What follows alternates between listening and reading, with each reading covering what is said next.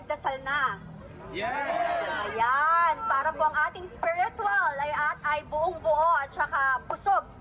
Kasi kapag tayo po ay nagagabayan ng Panginoon, hindi po tayo matatalo. Antibay niyo po, ha? Bilib po ako sa inyo, walang umalis. Alam mo, may iba talaga kapag ang tao may paninindigan, nakatingin lang ako kasi ayoko mabingi mo sa harapan ko. Mahal nyo si Sarah.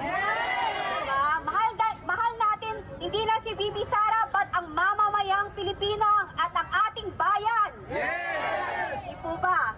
Ngayon po, ako po'y nagbalik. Medyo nalito ulit kasi ang dami kong meeting. Pero nagpapasalamat po kami na nandito pa rin po tayong lahat. At hindi po tayo magsasawang bumalik dito para ho sa inyong lahat. Nawahoy magpatuloy ang ating pakikilaban na maituwid ang sambayanang Pilipino at mapaganda ang kinabukasan ng bawat Pilipino.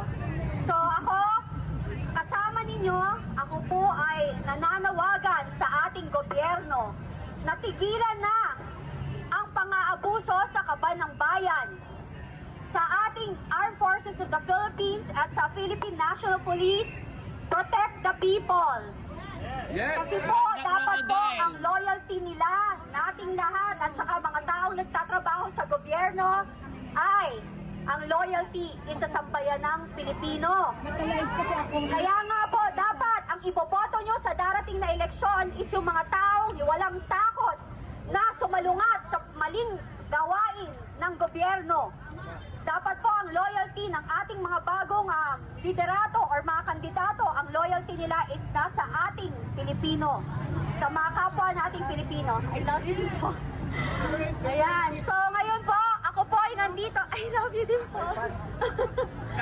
Sorry. Alam ko po na ang dami pong naghihirap.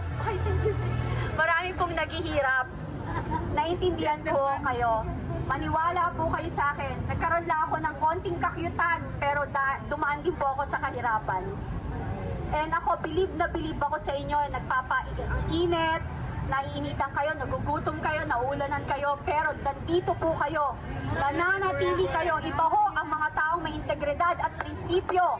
Iba ho ang magagawa niyan. Malayo po mararating natin. Sabi nga, pag may tiyaga, may... May sinigang! Gutom na! Ayan! Bukas po, birthday ko!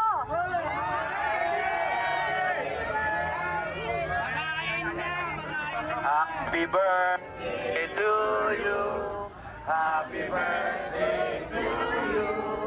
Happy birthday, happy birthday. Happy birthday to you. Tagalog. Maligayang bati, maligayang bati, maligayang, maligayang. Maligayang bati. Happy birthday sa isang tunay na palaban na kaibigan, Kani Binag. Ang prinsesa ng mga Didi supporters! Alam mo, idolo ko po si Attorney Jimmy Bondok. Napakaganda ng boses. Pogi pa, tama? Ito na si Dodok sa Senado para influence yung Sabi nga ni VMR, Senator Jimmy Bondok sa Senado para hindi sindonado ang tunog ng Senado.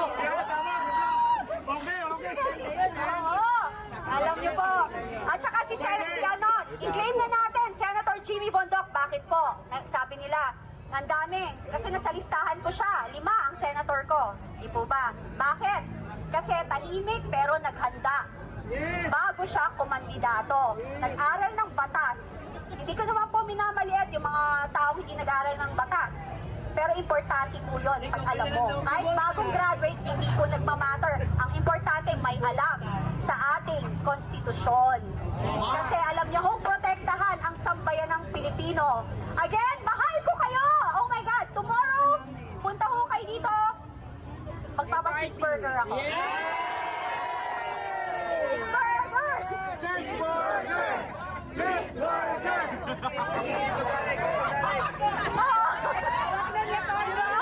Teka, tunog yun ni Miguel ah. Spaghetti daw, spaghetti. Okay, congratulations everyone. Hindi po yan sa dami, pero sa mga solid na paninindigan. God bless! Duterte muna, sigaw! Ayan ang bigat nito, grabe. Kawawang-kawawa tayo. Wala tayong sound system maliban dito sa mega speaker na napakabigat. Tayo.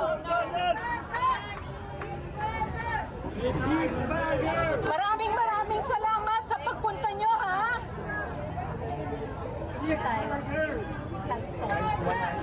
Ayan, with Attorney Jimmy Bondo and Attorney Jamie Bondo Ate Bina.